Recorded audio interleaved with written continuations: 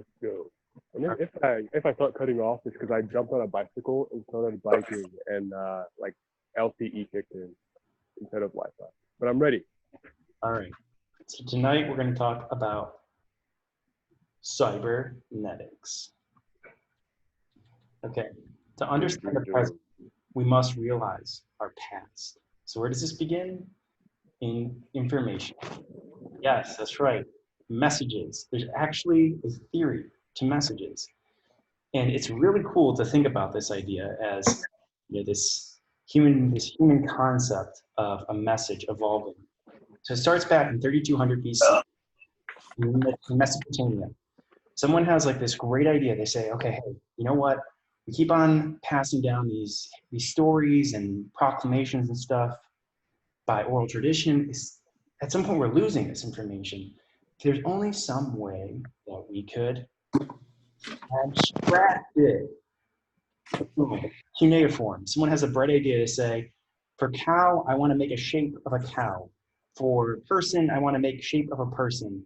That way, when you tell Tom, and Tom tells Sally, and Sally tells Bob, and Bob tells Joe, it's not going to get lost somewhere that it was a man on a horse. It'll be indefinitely a man on a cow because the message is encoded in cuneiform. The next step, 1820s.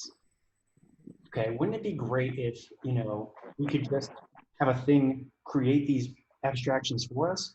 Like something that, you know, you say, hey, I want to keep on producing multiple copies of this message. I don't want to sit here and have to, you know, chip away at some clay tablet over and over again. There's some way to encode the process of encoding. How crazy would that be? The Jacquard loom. This looks like a computer, right? Like actually, this is really a computer when you think about it. It looks like bits and bytes, right? Ones and zeros. The difference is instead of a one or a zero, which we know now, in the 21st century, everyone's like, oh, computers one and zeros. Back in the 1820s, Joseph Jacquard was like, hey, we can take a piece of paper, we can feed thread through it, and I'll tell you what, I'm gonna make mad money because I'm gonna encode very popular French designs in textiles. What a crazy idea. But this is fabric. This isn't even a machine. This isn't like, you know, some complicated analytical machine. Someone said, I want to take these patterns of fabrics and I want to automate the encoding process with these fabrics. So I can make 50 copies of that peacock print, or, you know, I don't know, Louis the 16th. I want Louis the 16th shirts. I want 15 Louis the 16th shirts. I don't want to make every single individual one. I want to encode the process of making those shirts. How exciting.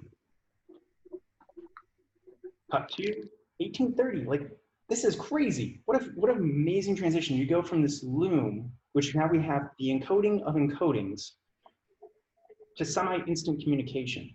The telegraph allows you to send a message from point A to point B. Now think about it. Human beings have gone from the encoding of oral history into cuneiform, from cuneiform into encoding the encoding of a message in the Jacquard loom. And now we go from the Jacquard loom, we could have a machine that could actually send messages back and forth to each other. You know, we have people who are doing it, but they were automated processes for sending a telegraph message back and forth. Okay. So I don't know if you've seen a telegraph. It looks simple, but could you imagine having the ability to now send a message? Before this is how crazy this was before this. Literally, think about this. This is how crazy it was. It's very hard, it's very simple to think about it now, but back in the day, this is how crazy it was. Your message went as fast as the fastest horse. Damn. Let that sink in. Armies coming to invade your country. How quickly can you assemble the people to defend your country? As fast as the fastest horse. No wonder Paul Revere was a big deal. No wonder, like, that was probably huge. We take it for granted now, but like, that was real. Do you know who Paul Revere is? No. Are you kidding me, bro? You live in Philadelphia. You're like not even that far, man. I don't know anything about history. I feel like this is your talk to them. All right. It's okay. It's okay. So it took a while, but eventually we reach probably one of the most prolific minds in science, someone who had an aptitude for physics, computing, math, computational biology, really just a Renaissance man, very inspiring person, Alan Turing. Whoa. Unfortunately, this man died at the hands of the British government in the 1950s due to a hormone injection trying to correct homosexuality. And they say that if Alan Turing had lived another 20 years, we might actually have had machines that would have surpassed computing. Probably would have had the computers that we have now in the 70s. If So only he wasn't homosexual. there's a lot of speculation about what happened. You know, he worked on the Enigma machine, and I don't know if you know this, but that was only released that the Enigma was actually cracked in like in the 1980s. No one actually released that information. We all take it for granted, but people were still using it. And the US knew how to crack it, and so did the British government. So it's very difficult to understand what exactly the British government might have been involved with trying to quell the knowledge that Turing had, because he was a very smart individual. So why is he popular? What is so popular about Alan Turing? So let's say that you're in the 1930s and someone says, I got a computer. What does that mean? Do either of you guys know? So like you put like a block in there and it reads the shape or something like that. Actually, it usually was a woman who was very good at math, knew how to use a slide rule, and she would do calculations by hand. She was a computer. She computed the number. Oh, it was a job. That's a job. That's right. It was a job. And then Turing had this really great idea. He was known for like his thinking process. He said, okay, I got the person. Take away the desk. Take away the pencil. Take away the paper. What do you need? A set of instructions. That's it. He devised this understanding of a Turing machine, which kept the state and instructions and process for doing a task, and said any process could be translated into a set of symbols, basically, like a very simple level, right? So take these things and start putting them together. Abstraction of messages in cuneiform, memory, Jacquard loom, sending signals. Wow, wait, hang on. Everything that we do can be described in a set of steps, mathematically. Crazy. How much further could you go? Oh, finally someone to bring everything together in a theory, information theory. Really, you can't say Claude Shannon was the guy who invented information theory, but he released a paper called A Mathematical Theory of Communication. And what was so beautiful about this theory is that it really applied rigor to information, right? We have messages, we have memory, we can send signals. We know that if we put things in a defined set of steps, we can put them in some sort of algorithmic process that people can repeat over and over again. And Shannon was really, he applied a mathematical theory to this. Okay, so one of my favorite, I feel like Shannon probably would have appreciated this quote. To see a universe in a grain of sand, to see a world in a wildflower, to hold infinity in your hand and eternity in an hour. Shannon was a guy who worked at Bell Labs. He wrote a unicycle. For people say he wasted approximately 100 man hours riding a unicycle around in Bell Labs. So he's a very inspiring, creative individual. And it really took someone with that sort of Renaissance man type of quality to think about this idea. So he said, let's say that I have a message, okay? And that message is made up of characters, okay? So we have this message, which is just a multiple of all probabilities. Whoa, what's going on, Obi? Anyways, Mike is speaking on. So we have this message, right? And it's combined of symbols. And so Shannon said, if you take all of the probabilities of these symbols, eventually some of those symbols repeat. So you end up with something like p cubed of n, s, p of h, p of a, p of o. And then using the law of large numbers, are you guys familiar with the law of large numbers? For measuring things? What happens if you measure things? What happens if you measure this? What happens if you take an infinite number of samples? What starts to happen? What type of distribution do you get? Wait, say that one more time.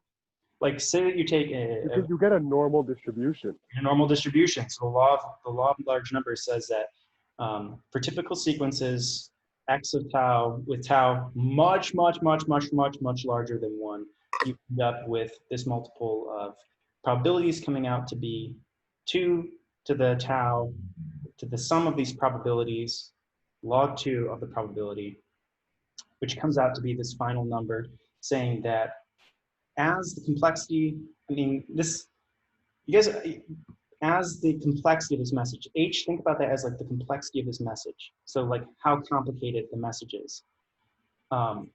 You end up with this Shannon entropy, this entropy for the message. So how difficult it is to decode the message, right?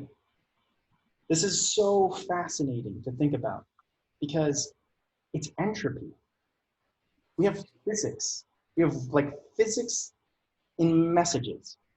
And we all know the second law of thermodynamics. All right, so order tends to disorder, the law of entropy, right?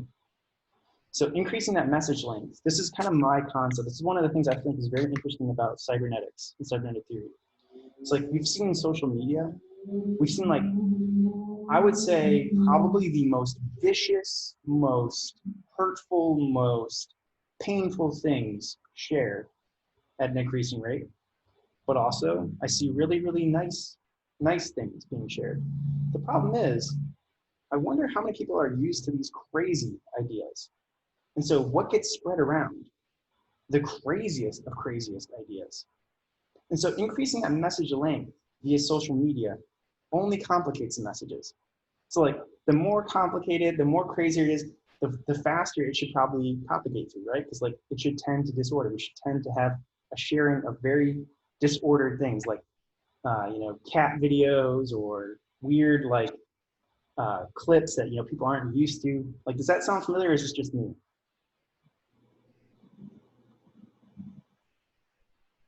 So are you saying to communicate more more effectively, you should shorten the message?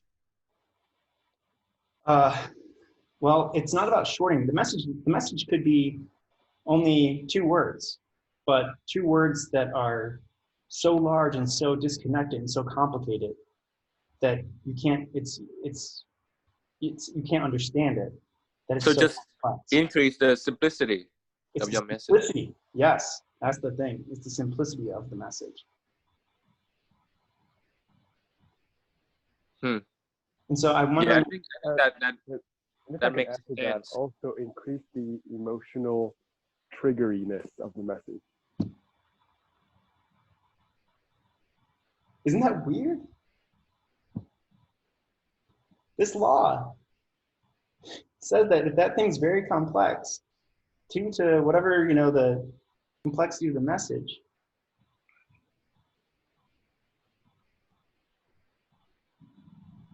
is how difficult it is to understand.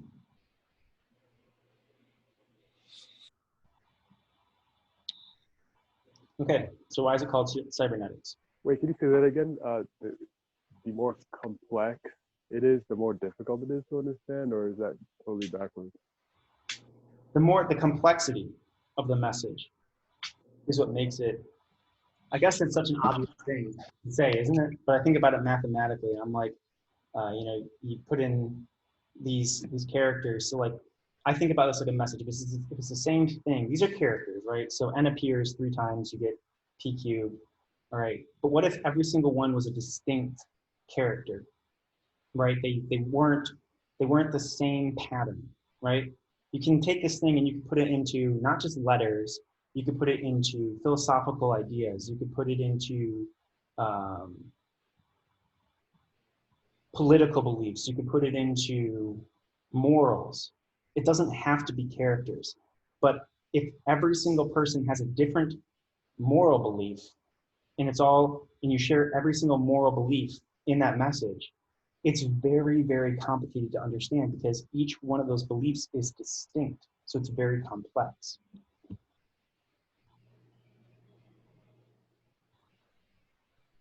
You see Wait, so how do you make it easier to understand?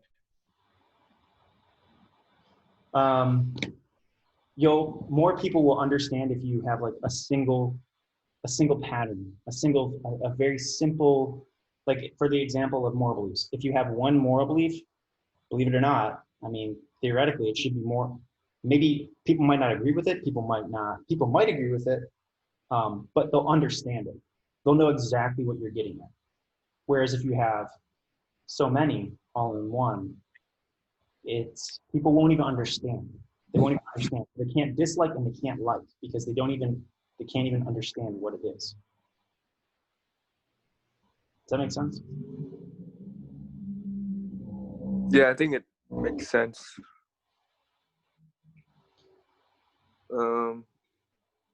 So why is it called cybernetics? Cybernetics is Greek for steersman. So it's the steering of a ship. What?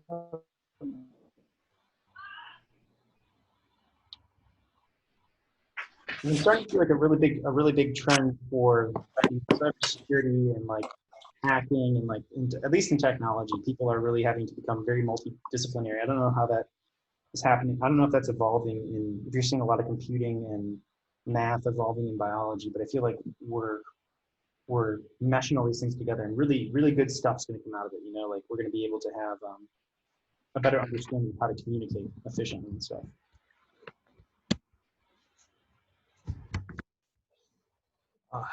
Yeah. All right. So, questions? Can you give more examples of how you would apply this to daily life?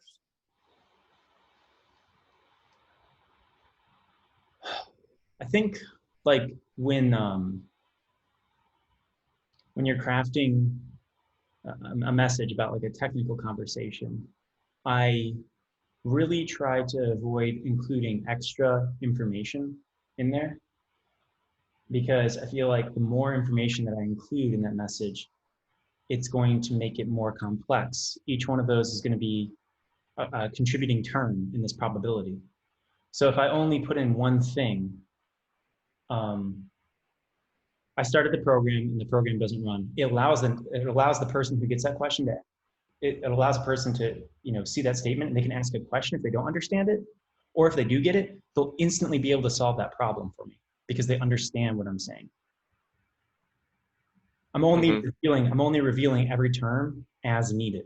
I'm not going to put in 50 terms all at once because then people probably won't get it. Put in one term, maybe they'll get it. They ask a question, put in 2 terms. Okay, it's a little bit more complicated, but maybe now they get it.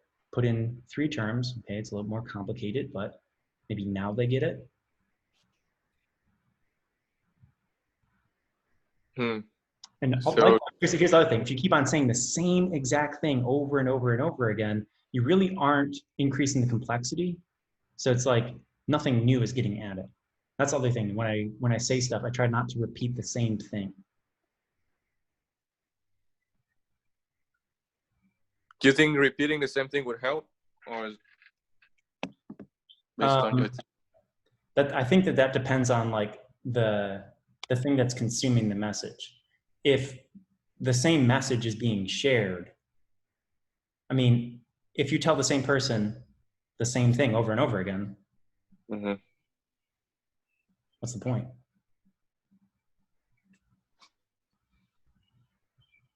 Well, I don't know.